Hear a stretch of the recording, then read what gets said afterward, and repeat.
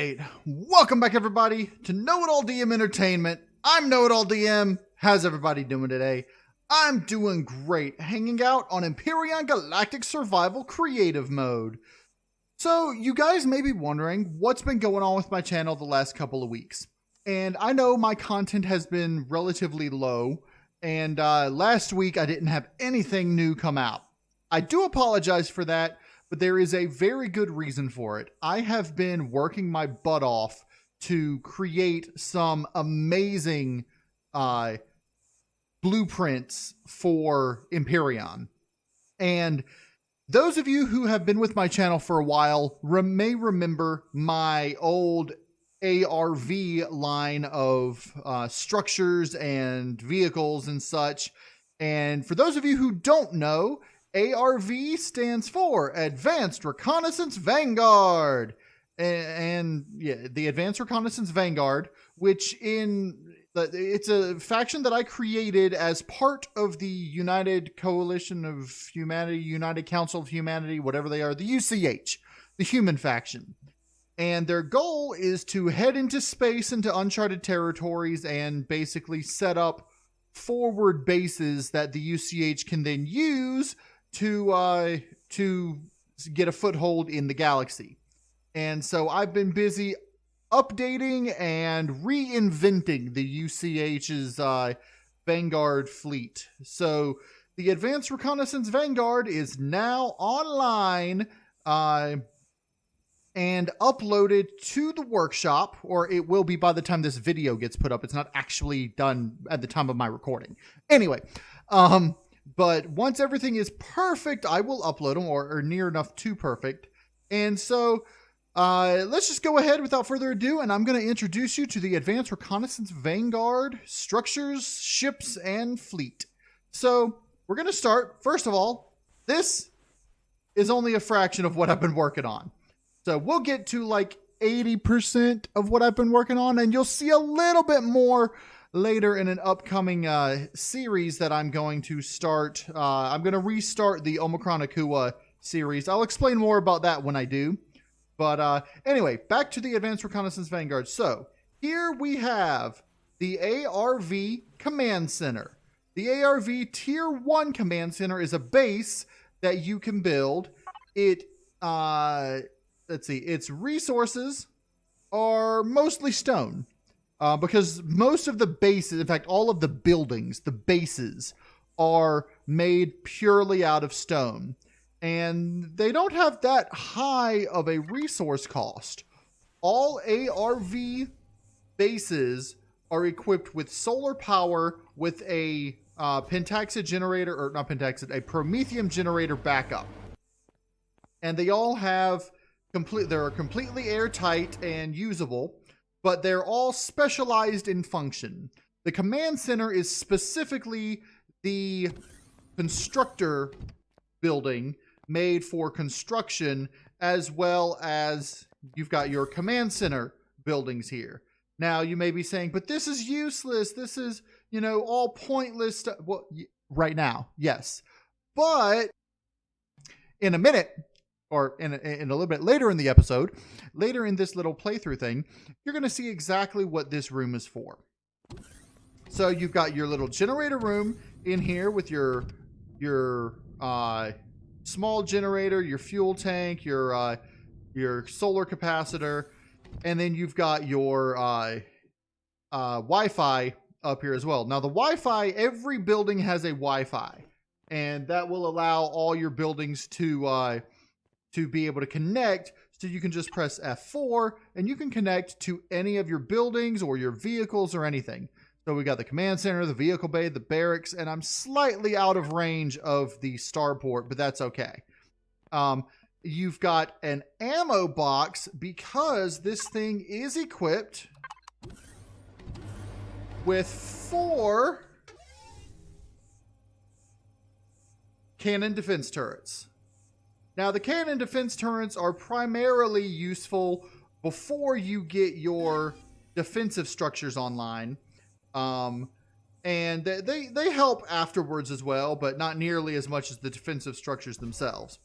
And so you will probably end up wanting to build a command center first as your first structure because it can defend itself and you've got your constructor and everything. The command center also has a small dock over here for your SOV or small vehicle. The SOV is a single occupancy vehicle, which is primarily used for resource gathering. As you can see with the harvester module on this one, this is the lowest tier of SOV. However, the SOV does have a decent storage capacity.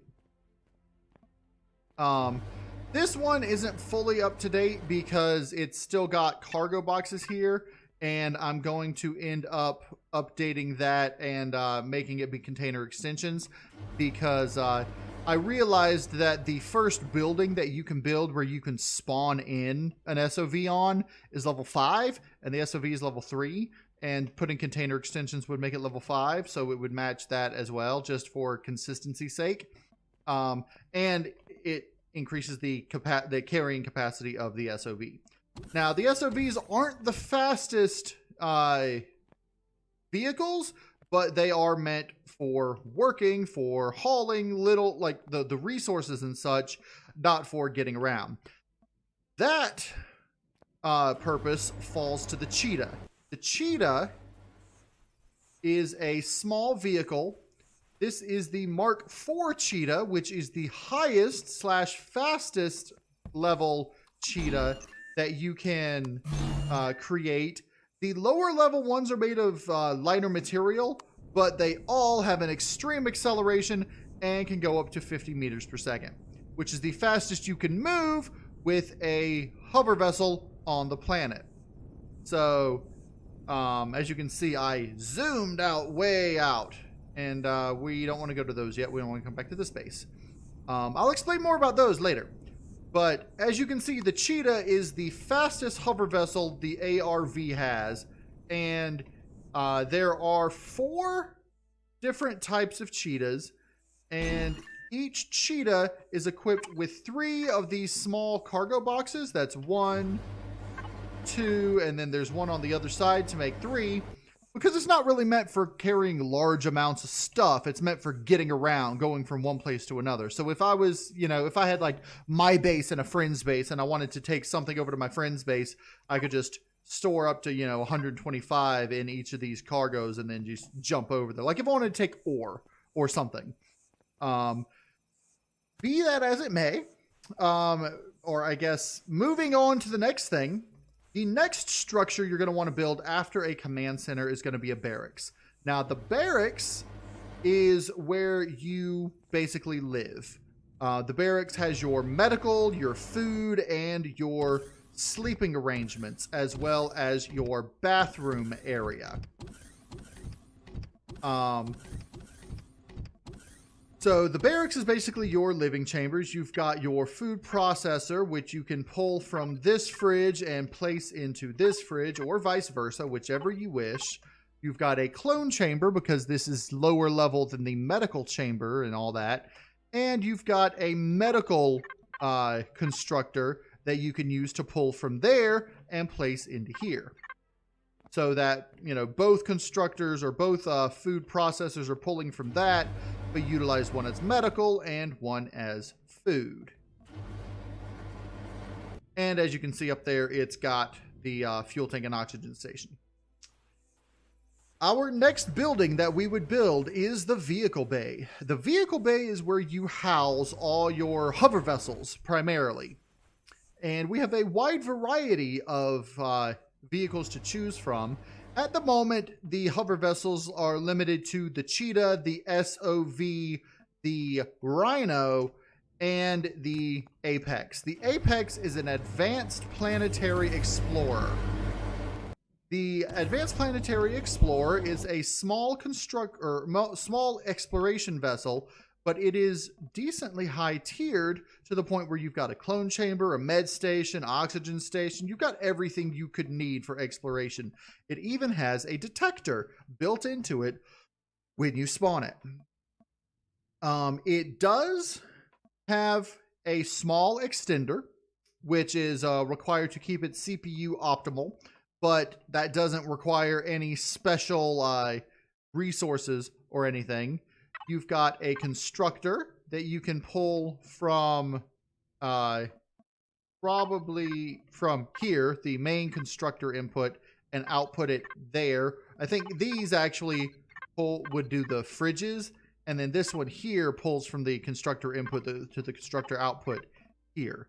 So you've got your food fridge, your additional cargo, more cargo spaces over here, little boxes, big boxes, medium boxes. You've got all your construction, your medical, and everything.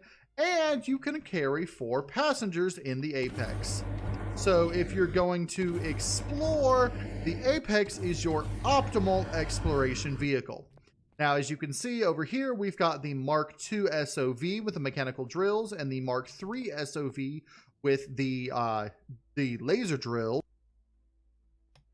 But the Mark II is made of hardened steel. The Mark III is made of combat steel. The Mark I is made of regular steel.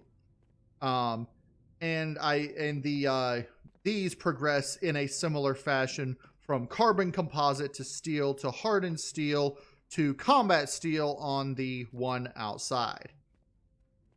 Lastly, we have the Rhino. The Rhino is a combat vessel. It is made for nothing but combat. And as you can see, it doesn't have the best turning radius, but it is your most powerful ground-based weapon. If you're going after a base, this is what you want, at least mid to late game. And if you have a if you have people in your faction and you want to take out a base, you want to use the Rhino. The Rhino has Gatling guns. Let me just fill up the ammunition on these Gatling guns right now. Okay, fill up ammunition, and then let me just fill up this. So the Rhino has 4 Gatling guns for close defense when you're making your way to a target. Once you get within range of a target, you're going to switch to the big gun. You're going to enter siege mode and equip a giant siege cannon. Now, the siege cannon, or the artillery turret, you're going to want to manually control, most likely, because your other weapons are deactivated and you'll just be sitting there otherwise. And with the artillery cannon, you can launch and take out a large variety of stuff. It may not be the fastest firing, but you have a long range with this. Not quite that long. But it's a good vehicle for taking out things you want to take out at a good distance. In fact, we're so far away, those may have already been taken out and disappeared, and we wouldn't see it. So once you are done with your siege, if you have multiple Rhino tanks attacking an enemy base, you know, that would be the best. But even with one, you can do a decent amount against regular POIs. But once you're done taking out the base, you can just unequip siege mode, or enter tank mode, as I like to call it, and return back to your base. Now, you may notice it's not the fastest by any means, but it can do a lot of damage. So let's go ahead and re-dock the Rhino up in the vehicle bay. And here we go. The next structure that we are going to take a look at would be, or will be, the Starport. The Starport is your primary small vessel spawning, launching, and landing base. Now, for this, I had to dig a little bit to get under. Sometimes you don't have to, sometimes you do. But When you enter into the starport, you'll notice you can dock multiple small vessels. And in here, we've got the Mark II and III of the, let's see, the wrong side. Mark II and III of the Hawk, a Mark II Falcon, and a Mark II Eagle. And we'll get to more to what those are later on, but needless to say, they're your small vessel attack force. Attack and scouting force, to be precise. And you can also come up to the landing pad up here, and you can land a Ipex on the landing pad. The Ipex is it's an interplanetary explorer. Like the Apex is a advanced planetary explorer, this is the interplanetary explorer. The interplanetary explorer has a food input and output, a construction input and output that draws from this over here. It's got a little bit more space in here, but you'll notice it's got an advanced engineering section because you can attach a warp drive and a warp drive fuel tank into the Ipex. Now the Ipex is a advanced shuttle, pretty much. And it's got advanced thrusters and everything, or I guess large thrusters. It's basically the best you can hope for when it comes to exploration. However, it lacks weaponry. That's not to say you can't add weaponry, it's just not meant to be utilized with weapons. Now we're going to come back and we're going to land down here on the foundry pad, which you may be thinking, what is this foundry pad for? It's not just for showing off the vehicles as it may appear to be. What it is it is meant to spawn in the tier 2 versions of the buildings. Now you may be thinking, well, why do you need a landing pad to spawn in buildings? Well, that is because the buildings are actually capital vessels. Each of the tier 2 versions of the buildings are capital vessels that are fully functional, warp capable, not always armed, but the command center is armed, and inside they are virtually identical to their base counterparts. They are in every means pretty much exactly the same on the interior, with the exception that they utilize larger generators and fuel tanks and have a warp drive.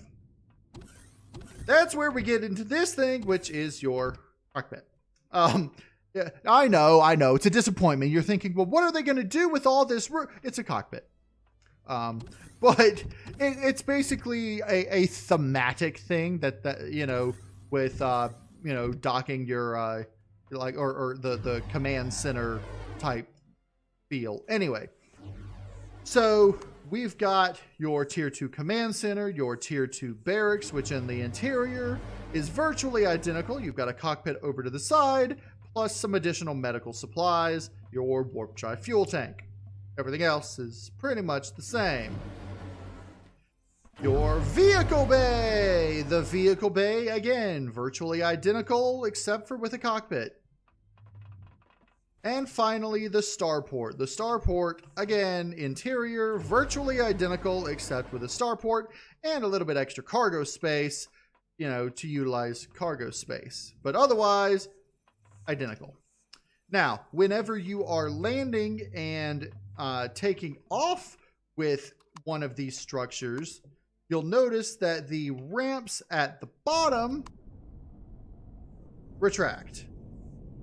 I said the ramps at the bottom retract. There we go. You might have to lift off and land. I'll fix that. I'll save it now that it's, you know, that it's keyed with the whatever, with the sensor. But so you've got a floating mobile command center, and you may notice that some of the vehicles have warp speed that when you activate them opens up additional thrusters. Those are so that you can get up to the required 50 meters per second for warp speed. Some of them have them, some of them do not. Now, I know I've been holding off on showing my small vessels. And the reason for that is that, well, they are my pride and joy, and I wanted to save the best for last, but it's not quite going to be last. So, in any case, we've got the Hawk, we've got the Falcon, and we've got the Eagle. The Hawk is a light scout. It is meant for going and finding things. Now, you may be noticing that the Mark 1 Hawk that you see here does not have side thrusters or top thrusters or bottom thrusters, and that these have like little tiny weird fin wing things. If you know what those are, you'll know what's about to happen when I do this. The reason these are named Hawk, Falcon, and Eagle is because power on, flight systems on dock, and there we have it. We have wings on our vehicles. Now, the original version of the Falcon, which was the original small vessel, did not have wings. I added wings specifically for the Hawk and decided I loved the design and added it to the Falcon and the Eagle as well. Also, they were a little jittery in earlier renditions of Alpha 10.6, which became Alpha 11. Now, the Hawk is completely aerodynamic based. It's meant solely for in-planetary use. You go into space, you're going to be in trouble, you're going to be flying around, and you're not going to be able to stop. It's going to be a mess. But the Hawk is made, as I said, for planetary exploration and finding things. The Mark II Hawk does have, it's got thrusters on the front, on the back, on the top. Actually, these have them on the front and the back, not on the top, bottom, or sides. So you can do little, slowing down and everything, but primarily it's meant for going forwards and backwards. So we're just going to come in and we're going to land the Hawk. That was a terrible landing, but that's the best you can do when you don't have thrusters on the top and bottom. So that's basically this. This flies. That's it. It flies and it has a little bit of cargo. It has space where you can add a constructor to pull and place into that cargo. You've got an oxygen station and an armor locker so that when you're exploring, you can actually get out and do a little, exploring and not be too terribly burdened with having to worry about stuff. The Falcon is your light fighter. This is meant for combat, but only the most basic. Primarily ship to drone. The Falcon Mark I is equipped with 2 Gatling guns and 2 rocket launchers.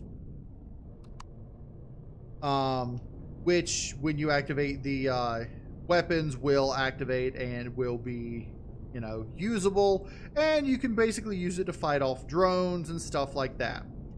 It has no shield generator. It's just your basic, basic light fighter.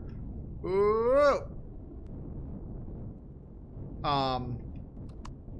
The Mark II and III increase the armor on it as well as the weaponry.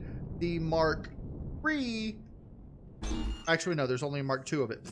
The Mark II of it increases the armor from the, what is this here? This is hardened steel. This is carbon composite. The Mark II is regular steel. The Mark III is hardened steel for the Scout. For the light fighter, the Falcon, you've got hardened steel and not combat steel. It's just all hardened steel. I forgot that you can't put combat steel on small vessels. That's my bad. But it's got hardened steel and it's got 4 Gatling guns and 2 rocket launchers, homing rocket launchers on the Mark II. The Eagle is a medium fighter. The Eagle, also with the wings, you'll notice it has a wider wingspan and has additional upper wing flaps. It doesn't turn quite as much, but it is also hardened steel, and it is equipped with the same type of weaponry, but as you'll notice, it is meant for 2 people. It's got 2 cockpits, primarily so that if one gets destroyed, you can use the other one, but also if you have multiple people, that you can utilize it with 2 people in it and use it to, get from one place to another. But I'm hoping eventually they'll sort of let you assign weapons, and it'll be like rockets, Gatling guns, or rockets, Gatling guns, something like that. Maybe add a bomb launch, whatever, once they get that into the game. Anyway, the Mark II of this, however, has 4 homing rockets and 2 Gatling guns. So just a little bit different in design from the Hawk, but a major change in play style because of this. Just like the others, this has a constructor, that, the armor locker, and an oxygen station. But in any case, the next thing we're going to look at, well, let's take a quick look over here at our defense turrets. These are basically 100% solar powered defense turrets that have a Wi-Fi in it, so you can load them from afar. That's basically it. You've got one of each type. You've got cannon, you've got minigun, you've got rocket, plasma, laser, flak, each type of turret with each type of, gun. So that's it for the basic structures. You've got the tier 1 and tier 2 of the main buildings. You've got the foundry, which can spawn in each of the other buildings. And we then have the Hawk, the Falcon, and the Eagle fighters. But this over here, this is the Harrier. The Harrier is a capital vessel. It's meant to be primarily a mission capital vessel. You say, I want to do this, and then you go off and do it, and then come back to your base. It's not meant for long-term habitation or durability. It is, I believe, hardened steel. Yes, it is hardened steel, so it can take a little bit of a beating, but it's not meant for combat. You could equip it for combat. There are more than enough spaces on top to put turrets, and on bottom to put turrets and such, but it's not meant for that. It's got a basic medical station with oxygen station.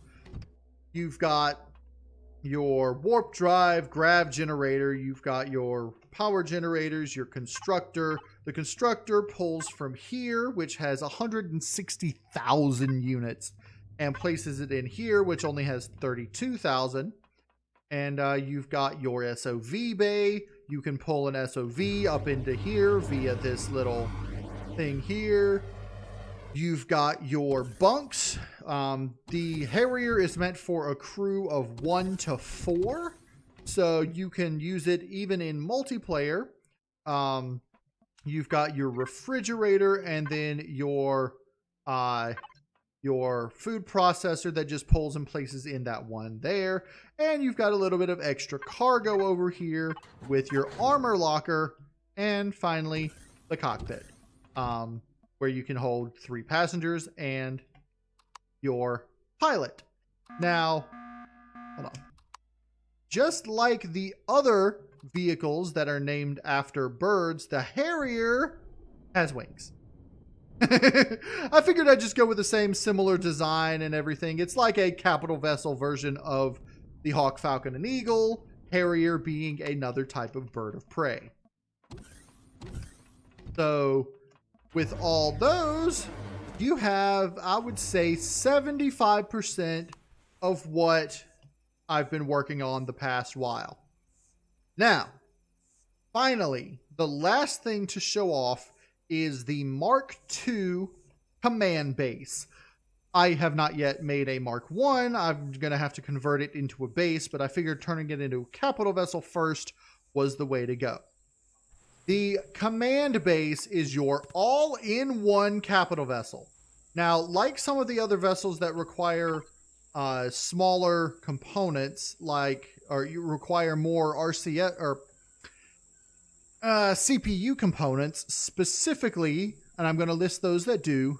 The Eagle requires optronic bridges. That's the Mark II Eagle. The Mark II Falcon, I believe that's all so far that you've seen that requires special stuff, because they're, tier 3 devices. The command base is a tier 3 capital vessel. Now, I'm hoping that once I turn it into a base, it'll be a tier 2. It'll only have the tier 2 extenders once it's a base, hopefully, but we will see. Now, as I said, the command base is your all-in-one vehicle. It has the largest cargo box of any of the capital vessels of this line. So far, I do plan on remaking the Titan, and that will be the biggest with everything you can think of. It'll be a combat vessel. The command base is not made for combat, blah, blah, blah. Basically, the command base is a combination of the command station, the barracks, the starport, and the vehicle bay. So you've got your cargo. You've got your medical with completely decked out medical facility. You've got dual constructors that pull from that big cargo box and place them in their individual cargo boxes right next to them. You've got a vehicle bay where you can hold 3 small or 1 large hover vessel, or 3 small and 1 large hover vessel.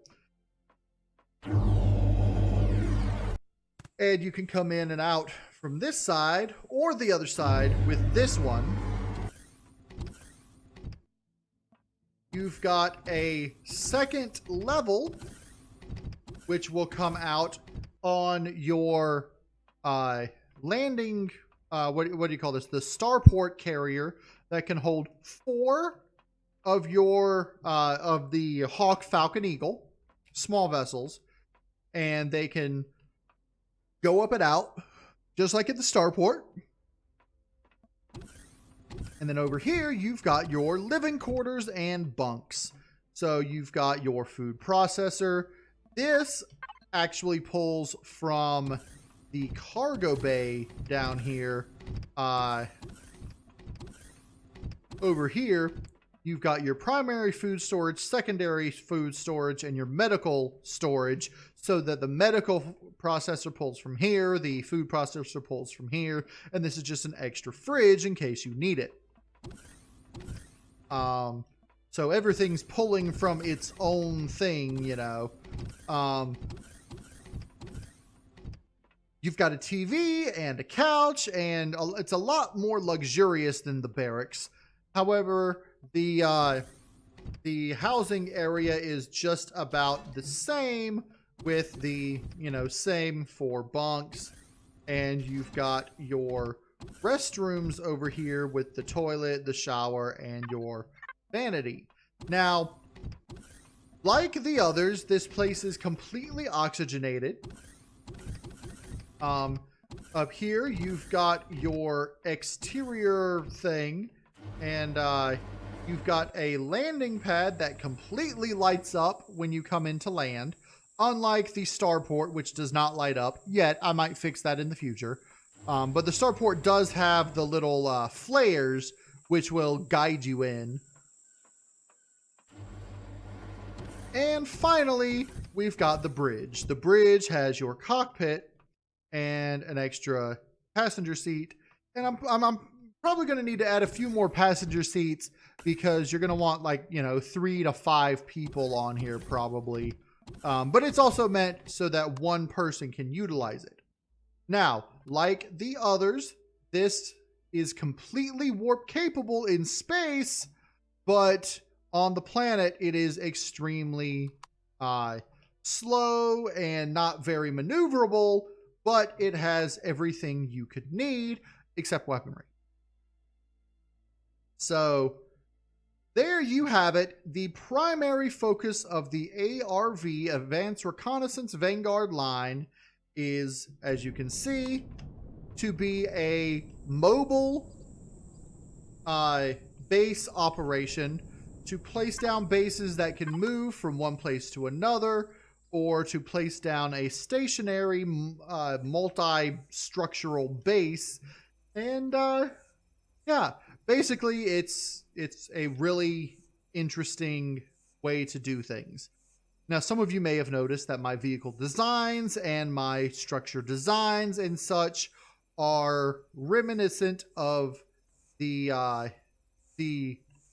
real-time strategy StarCraft, and that's because it's an awesome game, and I figured I would pay homage to it by mimicking it without exactly recreating it. So, in any case, that's going to be it for this little showcase of my Advanced Reconnaissance Vanguard line. And I hope you guys enjoyed it. If you did, leave a like, hit the like button, leave a comment, hit the comment button. Wait, there's no comment button. In any case, if you like it, let me know. And as always, if you want to see more Empyrion Galactic Survival, go ahead and subscribe. I'm KnowItAllDM, and as always, y'all have a good day now.